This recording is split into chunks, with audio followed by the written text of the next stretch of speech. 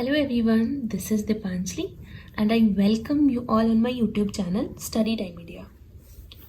बच्चों प्रीवियसली हम लोगों ने स्टेम टिश्यू के बारे में पढ़ा था कि किस तरह से अगर हम एक प्लांट की बहुत पतली सी ट्रांसवर्स सेक्शन करते हैं, बहुत पतली सी लेयर होगी, उसको हमें माइक्रोस्कोप के अंडर रखकर ऑब्जर्व करना है तो हमें किस तरह से टिश्यूज़ का अरेंजमेंट दिखाई देता है वो हमने पढ़ा था। आई होप समझ में भी आया होगा। कोई कन्फ्यूज़न हो तो आप कमेंट बॉक्स में लिखिएगा। आज हम लोग अपना next point which is protective tissue ये स्टार्ट करने वाले हैं। अब इस टॉपिक में हम लोगों को मेनली दो टिश्यूज़ के बारे में पढ़ना है जो कि प्लांट को प्रोटेक्शन प्रोवाइड करते हैं। पहला एपिडर्मिस और दूसरा कॉर्क कैम्बियम के बारे में हम इसमें पढ़ेंगे। तो एपिडर्मिस और कॉर्क के बारे में हम लोग पढ़ेंगे। शुरू करते हैं एपिडर्मिस से। अब ये दो वर्ड्स से मिलकर बना है, जैसा कि आप लोगों को दिख ही रहा है यहाँ पर कि एपी और डर्मिस। तो एपी का मतलब क्या होता है अपॉन और डर्म मतलब स्किन। तो सबसे ऊपर वाली जो लेयर होती है ना प्लांट में उसको हम एपिडर्मिस कहेंगे, सबसे ऊपर वाली। ठीक है, वैसे तो इसके ऊपर एक और लेयर होती है, ये एपिडर्मिस होती है, सेल्स हैं। ठीक है, बहुत सिंगल सेल्स की एक लेयर होती है। अब ये जो एपिडर्मिस है ये एक तरह का सब्सटेंस रिलीज करती है। एपिडर्मल सेल एक सब्सटेंस को रिलीज करती है जिसका नाम है क्यूटिन। ये क्यूटिन एक लेयर के पतली सी वैक्स की तरह होता है ये क्यूटिन, तो लेयर के फॉर्म में ऊपर ऊपर जम जाता है। अब जैसे देखिए एक पतली सी लेयर है, ये है हमारी एपिडर्मिस सेल। ये थोड़ा थोड़ा एक सब्सटेंस रिलीज करती है, उसको हम क्या बोल रहे हैं, ये क्यूटिन बोल रहे हैं। ये क्यूटिन की पतली सी लेयर है और इस क्यूटिन सब्सटेंस की जो पतली सी लेयर है उसको हम क्यूटिकल कहते हैं। ठीक है, तो क्यूटिकल एक पतली सी वाटर प्रूफ है ये, यानी कि वाटर को अलाउ नहीं करती। आपने देखा होगा पत्ती जो होती है लीफ, उससे उस पर पानी डालोगे तो लुढ़क जाता है ना वो आराम से। ठीक है, ओस की बूंद कैसे आराम से लुढ़कती है उसमें, किसकी वजह से, क्यूटिकल की वजह से। ठीक है, ये जो लेयर है इसको हम क्यूटिकल कह रहे हैं जो कि क्यूटिन की बनी हुई होती है। और क्यूटिन कहाँ से आया, एपिडर्मल सेल से। एपिडर्मल सेल वो वैक्स की सब्सटेंस रिलीज कर रही है और वो जम जा रहा है ऊपर। बहुत ज़्यादा इंपॉर्टेंट काम है। एक तो सबसे पहले तो यही है कि वाटर को एब्जॉर्ब नहीं हुआ, वाटर जो है कितना पानी डल रहा है लेकिन नहीं एब्जॉर्ब होगा। दूसरा वाटर को बाहर भी ज़्यादा जाने नहीं देती है ये। भाई ट्रांसपिरेशन की प्रोसेस होती है, वाटर इवेपोरेट होता होगा बाहर तो ज़्यादा लॉस नहीं होने देगा। दूसरा प्लांट की बॉडी में पैथोजन बैक्टीरिया ये सब भी तो एंटर कर सकते हैं, लेकिन ये जो लेयर है, ठीक है, क्यूटिकल, ये उसको प्रोटेक्ट करती है। तो देखो प्रोटेक्शन का भी काम कर रही है ये, तो ये बहुत इंपॉर्टेंट रोल प्ले करती है। दूसरा एपिडर्मिस ही पढ़ रहे हैं तो सेल्स कैसी होती है, इलोंगेटेड होती हैं ऐसे। आप अगर देखोगे तो ये एक स्टोमेटल सेल है, ये एपिडर्मल सेल है, ये स्टोमेटा है। स्टोमेटा भी एपिडर्मिस सेल है, एपिडर्मिस सेल से ही बनी हुई स्ट्रक्चर है। ठीक है, कोई इंटरसेल्युलर स्पेस नहीं होता है, एकदम आपस में जुड़ी हुई रहती हैं, कोई स्पेस आपको नजर नहीं आता एपिडर्मल सेल में। लिविंग है। ठीक है, और ये जो मैंने क्या बताया था, क्यूटिकल की लेयर होती है, तो कहीं कहीं पर आप देखोगे ना इस तरह से क्यूटिकल की लेयर हेयर लाइक स्ट्रक्चर भी बनाती है। क्यूटिकल हेयर पतले पतले से, इनको हम ट्राइकॉम्स कहते हैं। ठीक है, पतली पतली सी जो लेयर होगी क्यूटिकल की वो बाहर की तरफ थोड़ी सी मर्ज हो जाती है, बाहर की तरफ आ जाती है, बल्जिंग नेचर होता है इसका, और उसको हम लोग क्या कहेंगे, क्यूटिकल हेयर या क्यूटिनाइज हेयर और ट्राइकॉम्स। ठीक है, अब ये तो थी ये उस पार्ट की बात शूट सिस्टम की, मतलब जो पौधे का ऊपर वाला भाग है जो कहाँ पर है, एयर में है। ठीक है, ये वाला शूट सिस्टम बोलते हैं ना इसको। दूसरा अगर हम रूट की बात करें, रूट, ठीक है, तो रूट पर अनक्यूटिनाइज लेयर ऑफ एपिडर्मिस होती है, यानी कि रूट पर कोई इस तरह का क्यूटिकल लेयर नहीं प्रेजेंट रहती है, सिर्फ एपिडर्मिस लेयर होगी। ठीक है, और कहीं कहीं पर ये स्ट्रक्चर इस तरह के नजर आएंगे, उनको हम रूट हेयर कहते हैं। अच्छा, वो जो एपिडर्मिस लेयर है उसको हम एपीब्लेमा कहते हैं, एक स्पेसिफिक नेम है when we call about root. Root में ये जो एपिडर्मिस सेल है ये एक तरह की जिसके ऊपर क्यूटिकल की लेयर प्रेजेंट नहीं है तो उसको हम एपिब्लेमा कहते हैं। और यही एपिब्लेमा से थोड़े धागे धागे जैसी स्ट्रक्चर निकली हुई रहती है जिनको रूट हेयर कहते हैं। ये root hair surface area provide करते हैं, यानी कि एरिया को थोड़ा बड़ा करते हैं। क्यों? ताकि ज़्यादा से ज़्यादा चीज़ें एब्जॉर्ब हो सके। एब्जॉर्ब क्या करना है? वाटर एब्जॉर्ब करना है, मिनरल एब्जॉर्ब करना है। किससे होगा? इन्हीं रूट हेयर से होगा। कहाँ से बने हैं? एपिब्लेमा से बने हैं। एपिब्लेमा क्या है? एपिडर्मिस का पार्ट है। एपिडर्मिस जो रूट की होती है उसको हम एपिब्लेमा कहते हैं, जिस पर ये क्यूटिकल की लेयर नहीं होती है। आई बात समझ में? तो ये था हमारी एपिडर्मिस के बारे में। आई होप आपको समझ में आया होगा। तो बड़ा प्रोटेक्शन का रोल है। आपको लग ही रहा है एपिडर्मिस सबसे बाहर वाली लेयर है, सब चीज़ से तो प्रोटेक्शन दे दी भाई, वाटर को नहीं ज़्यादा लूज होने दिया, पैथोजेंस की एंट्री पर भी रोक लगा दी, इसके बाद स्ट्रेंथ भी तो प्रोवाइड करती है।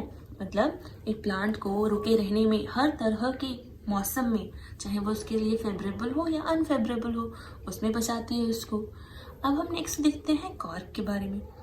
तो कॉर्क की अगर हम बात करते हैं, ये भी कैसा है? एक सिंपल टिश्यू होता है। अब बनती कैसे है ये कॉर्क सेल? तो देखो, जब प्लांट छोटा होता है, यानी अभी ट्री नहीं बना, वो अभी छोटा है, तो उसकी आउटर मोस्ट कवरिंग को हम एपिडर्मिस कह रहे हैं। लेकिन जैसे जैसे वो बड़ा हो रहा है, ट्री में कन्वर्ट होने वाला है, तो उसकी जो एपिडर्मिस है ना, वो डैमेज होना शुरू हो जाती है। उसमें थोड़े से चेंजेस आना शुरू हो जाते हैं। एपिडर्मिस डैमेज हो रही है, चेंज आ रहे हैं, तो जो कि चीज़ डैमेज होती है उसको तो रिप्लेस करना बनता ही है, यानी उसकी जगह कुछ नया आएगा। वो क्या होता है? तो देखो, एपिडर्मिस सेल जो बाहर वाली लेयर है प्लांट की, उसके जस्ट अंदर हम लोगों को कॉर्क कैम्बियम या फैलोगन, ये जो फैलोजन भी बोलते हैं इसको, ये फैलोजन या कॉर्क कैम्बियम वाली लेयर प्रेजेंट रहती है। ठीक है, किससे बनी होती है ये? सेकेंडरी मेरिस्टेमेटिक टिश्यू से। भाई प्रीवियसली पढ़कर आए हैं ना मेरिस्टेमेटिक टिश्यू, तो सेकेंडरी मेरिस्टेमेटिक टिश्यू की बनी हुई कॉर्क कैम्बियम या फैलोजन सेल अब ये उसकी जगह लेंगी, किसकी? एपिडर्मिस की। कैसे? ये ग्रोथ करना शुरू कर देती है। कॉर्क कैम्बियम या फैलोजन सेल ये ग्रोथ करेंगी आउटर तरफ और इनर की तरफ, जो हमारा प्लांट है उसके। ठीक है, जैसे सबसे बाहर हुआ करती थी एपिडर्मिस, अब ये हो गई डैमेज या इसमें चेंजेस आए, तो अंदर जो प्रेजेंट है ना कॉर्क कैम्बियम, ये ग्रोथ होगी ताकि ये इसको रिप्लेस कर सके। लेकिन ग्रोथ इसकी सिर्फ बाहर की तरफ ही नहीं होती, अंदर की तरफ भी ग्रोथ होती है। तो ये अंदर की तरफ भी ग्रोथ होगी और बाहर की भी। भाई एरिया भी तो बढ़ाना है ना उसका। अगर वो बाहर की तरफ ग्रोथ करती है तो सेल पे सेल टिश्यूज ऐसे जमा होते चले जाते हैं, उनको हम फैलम कहते हैं, बाहर वाली। ठीक है, और कॉर्क भी कह सकते हैं। फैलम या कॉर्क आउटर वाली, यानी कि जो एपिडर्मिस सेल की जगह लेने वाली है।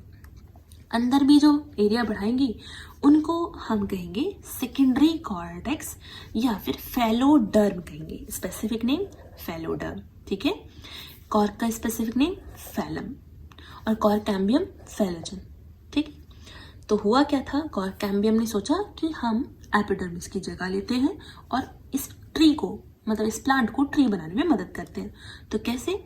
कॉर्क से बाहर की तरफ तो फैलम कॉर्क बनी और अंदर की तरफ सेकेंडरी कॉर्टेक्स या फैलोडर्म ये बनना शुरू हो गए, चेंजेस होने लगे।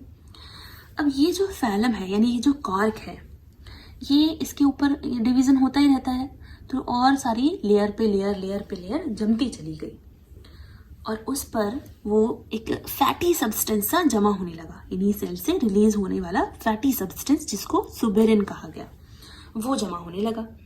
ठीक है, अब ये जो होती है सुबेरिन, ये किसी भी प्लांट को प्रोटेक्शन देती है, वही सिमिलर प्रोटेक्शन जो एपिडर्मिस दिया करती थी। एपिडर्मिस के ऊपर जो क्यूटिकल है वो दिया करती थी, यानी बाहर से कोई भी पैथोजन एंटर नहीं हो सकता। ज़्यादा से ज़्यादा जो पानी है बाहर नहीं जाएगा ट्रांसपिरेशन की प्रोसेस में, यानी वाटर को भी स्टोर किया जा सकता है, उसे ज़्यादा इवेपोरेशन से रोका जा सकता है। तो सिमिलर काम इस सब्सटेंस की, इस फैटी सब्सटेंस की प्रेजेंस में होने लगा। ये जो कॉर्क है अब ये बाहर वाली लेयर बन गई, जिसको हम क्या भी बोल सकते हैं? बार्क बोल सकते हैं। ठीक है, तो बार्क जो है वो बन गई। देखा ना, छाल देखी होगी आपने प्लांट में, छाल जो होती है उसके चारों तरफ, ठीक है, ब्राउन कलर में, वो छाल ये इन्हीं से बनी है, कॉर्क या फैलम से बनी हुई है।